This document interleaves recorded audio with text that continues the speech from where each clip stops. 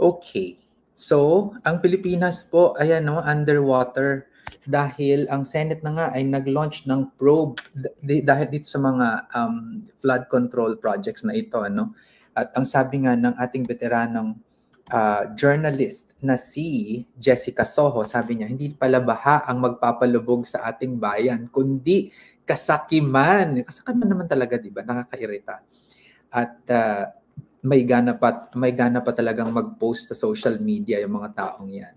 So meron pong probe ngayon na ginagawa ang Senate para sa flood control projects dahil mayroong 100 billion na allocated for flood control programs nationwide, no? At ang projects na ito intended to protect the vulnerable communities from flooding. Pero instead, ang nangyari po ay maraming anomalya, ghost projects at corruption ang nagaganap, no? So ito yung mga issues natin sa flood control projects. Unang-una talaga meron talagang corruption at ghost projects tayo eh.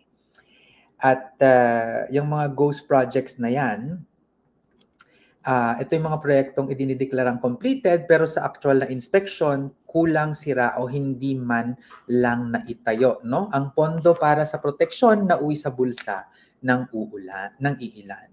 So ito yung example ng mga ghost flood control projects sa Bulacan, sa Baliwag River Wall, sa Barangay Piel.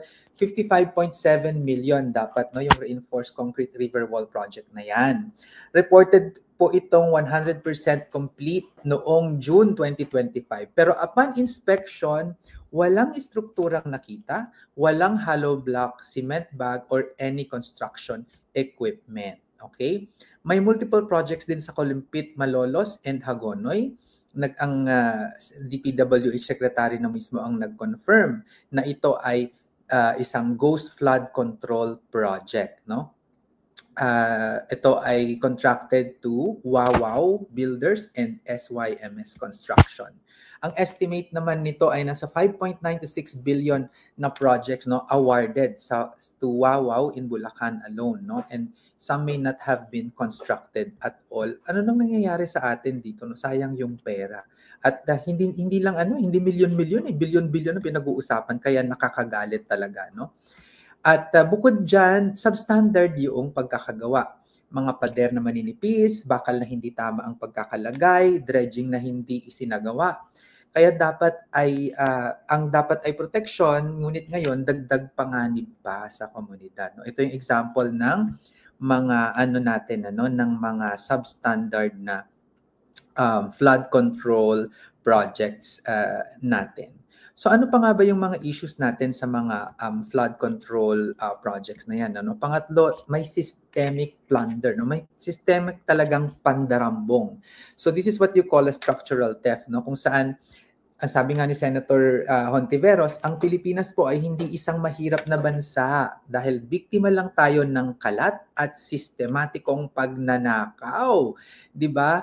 Talagang lantaran po tayong pinagnanakawan. Yan po sanang mga budget na yan na pwede natin gamitin sa maayos na paraan ay napupunta sa wala. May fund leaks din po, no? Kasi only 40% of flood control funds reach actual construction. The rest are siphoned off. Ito naman po ay ibinahagi ni Senator Lacson sa atin, ano? And ang magnitude ng losses nito ay umaabot ng 2 trilyon. Nakakaloka, no? 2 trilyon. Actually, i-divide nga natin yung 2 trilyon. Ha? Divided by, nasa 110 million tayo ngayon. 1, 2, 3, 2 million, billion. Okay, ang dami na palang zero nun. No? 1, 2, 3. Okay. So, yan po ang 2 trillion. Ang daming zero, ano? 2 trillion. I-divide natin siya by 110 million. 1, 2, 3. 1, 2, 3. Ayan. So, yan. Dahil 2 trillion divided by 110 million. Tingnan natin kung magkano yan per Pilipino, no? 18,000 pesos po sana, no? Yung madidistribute sa atin. Kung hindi yan, ninakaw. Kaya nakakaloka talaga ito, no? So, ito yung breakdown ng allocation, no? Na in-expose ni Senator Lacson. Given an example of a 100 million peso flood control project. Okay? So kung talagang susundin yung tamang breakdown ng budget, ito 'yon. May mandatory deductions kasi yan, no? At legal, at ito yung standard. 5% mapupunta sa VAT, 2% sa withholding tax, 1% para sa bonds and insurance ng construction, 1% para sa materials testing, at 8 to 10% as contractors' profit, no? So this leaves about 82% of the budget, no? Or nasa 82 million pesos yung papunta sa project itself dapat. So, mga 20% yung mapupunta sa taxes plus profit ng contractor. 80% dapat yung napupunta sa project. Pero ano yung actual na nangyayari, no? May pie sharing na nagaganap eh. Dun sa 82 million na yan, 8 to 10% will go to the DPWH officials. At least 6% of this portion for the district engineers. 2 to 3% for the District Engineering Office as reseta, kickback. 5 to 6% for the Bids and Awards Committee. 0.5 to 1% for the Commission on Audit. Kaya naman pala hindi nakikita din kasi yung Commission on Audit ay kasangkot din, ano? 5 to 6% as a passing through or parking fee for politicians controlling the region. And then 20 to 25% goes to the funder, which is the politician who pushed for the project. Nako. So, with this, magkano na lang yung matitira, no, para sa project na yan? Ang actual funds left for the project execution ay 40% na lamang. So, out of the 100 million pesos, 40 million pesos na lang po yung mapupunta sa project. Kaya naman, talagang makikita natin na substandard, ano, yung mga pagkakagawa nito. At kung hindi nagiging protection, kundi nagiging peligro pa para sa ating mga kababayan o sa community natin. Kaya ang sabi talaga ni Mayor Vico Sotto, kasi yung mga contractor na yan, dati rags to riches, ngayon robs to riches na sila. Kasi mga magnanakaw. At ang kapal ng mukha, di ba? Kasi may lakas ng loob pa talagang magpakita sa social media ng kanilang lifestyle, knowing na ang kanilang pera ay nanggaling sa pagnanakaw. Mga kawatan, Diyos ko, nagkakagigil. Ayan. So yung Senate Blue Ribbon Committee launch ng motu proprio investigation na tinatawag na Philippines Underwater, no? So ito yung mga contractors na may maraming mga may maraming flood control projects at sila ngayon ay under investigation, no? At ito po, merong project DIME ang ating gobyerno, so Bantay Bondo, Bantay ng Bayan. Ano ito? Ito ay isang Digital Information for Monitoring and Evaluation. So DIME yan, no? This is a program for transparency ng government para sa flood control at saka sa infra projects. Dahil nga hindi maasahan ang gobyerno mismo na mag-check at mag-report, monitor and evaluate ng kanyang sarili, ay inaanyayahan po tayo na tayo ay mag-report mismo, no? So paano ang monitoring? Mayroon gumagamit sila ng satellite imaging kung saan makikita agad kung may actual na trabaho. May drone surveillance din para real-time ang aerial monitoring. May geotagging para talagang sa exact location nakikita. Ganon din sa GIS mapping at saka may citizens portal. No? Ito yung para sa atin na pwede tayong magsumbong at mag-check ng mga projects na dinideklara ng mga yan. No? So ito yung gagawin natin. So bisitahin natin ang portal, i-check ang Project DIME website. Punta lang tayo sa dime.gov.ph. So mag-login, gumamit ng inyong Google or social media account para makapag-create ng account at makapag-login. And then i-report natin yung anomalya. Ilagay ang project name, location at problema. Gagawin ko nga ito, no? Kasi marami akong nakikitang ganyan eh. Mag-upload ng evidence, photos o videos na may date at location. Tapos isubmit natin yan and monitor para makikita kung naa-actionan ang inyong sinusumbong or hindi, no? So ito yung website mismo ng ating Project DIME. Ayan ha. Kaya nako talaga dahil kinampanya natin, no, itong si Senator Kiko Pangilinan at saka si Senator Bam Aquino ay action agad sila, no? from corruption to reform. So they're pushing for flood control reforms, no, sa water department na gawing science-based ang solutions, no. So si Senator Kiko Pangilinan is pushing for a Department of Water para streamline at gawing mas malinaw ang pamamahala ng tubig at flood control. Si Senator Bam Aquino naman ay may call to harness yung ating world-class Filipino scientists and experts para sa science-based climate resilience strategies. Okay. At ito naman po, no, yung public sentiment sa Reddit, no.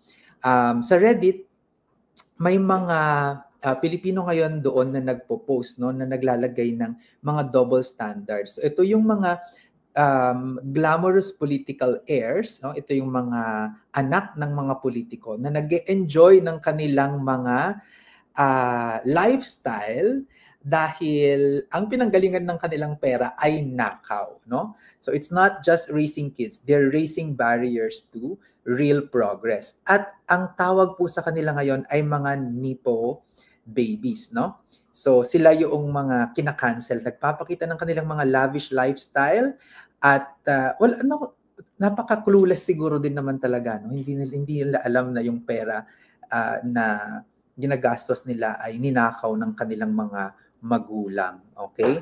O diyan nanggaling, 'di ba, yung yung sinasabi ninyo dati na ang kasalanan ng ama ay hindi kasalanan ng anak. Pero nakakairita pa rin, 'di ba? Nakakairita pa rin sila. Ayan, okay. So tingnan natin tong lahat yung mga posts nila, no? So ito created lang noong August 26, 2025, mayroong 3,000 plus members kung saan ipinopost ng mga nandito yung mga lavish lifestyles ng mga anak ng politiko na ang pinanggalingan ng kanilang yaman ay dahil sa ill-gotten wealth and government corruption, no? At sabi nga ni Vico Soto, no, sila naman yung nagpo-post niyan, kaya bigyan natin sila ng atensyon. Kaya kailangan talaga nating magalit. May gana pa talagang sila yung yung maglagay at mag-post sa social media at magyabang. Tapos ngayon pa nga parang, oy, wag niyo idamay si ganito kasi hindi naman niya alam.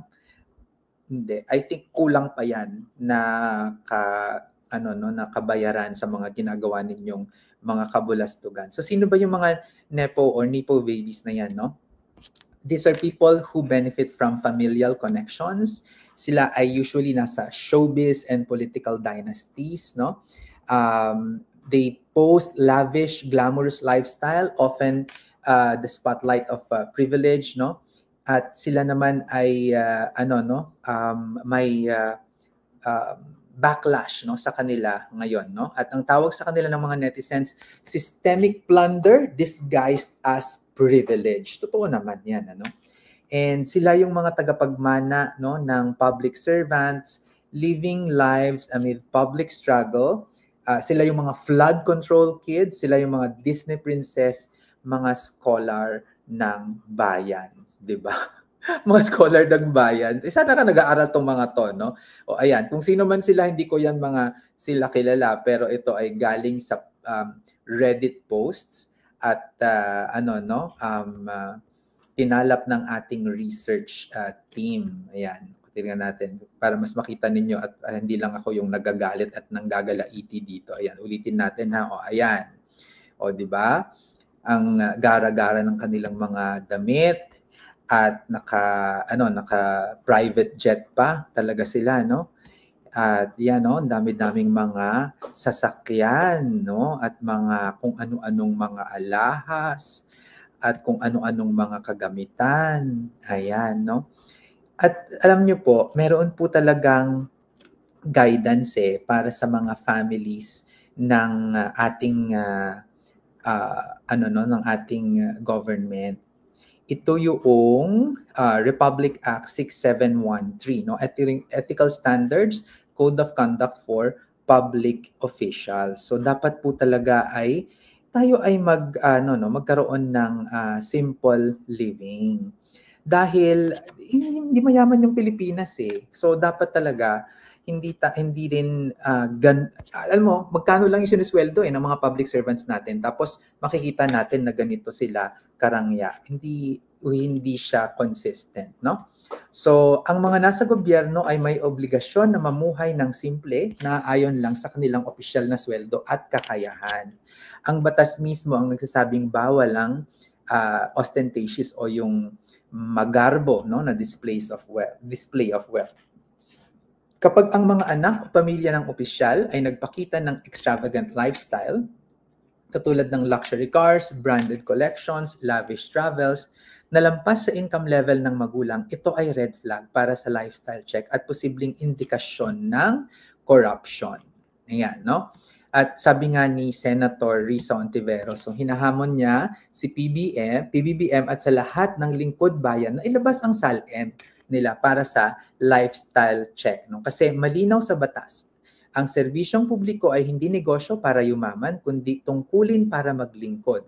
Ang pamumuhay ng isang opisyal at ng kanyang pamilya ay dapat simple at tapat, hindi marangya at labis. Naku, kaya talaga, ako na nga magde-declare kay Senator Risa for president na to, yun na talaga, no? At para umayos ang ating buhay. Ayan na. Ako si Sir Vince, ang inyong financial guro, nagrarant dito sa Bucharest. Ang sasabing ang pagyaman na pag-aaralan at napagtutulungan.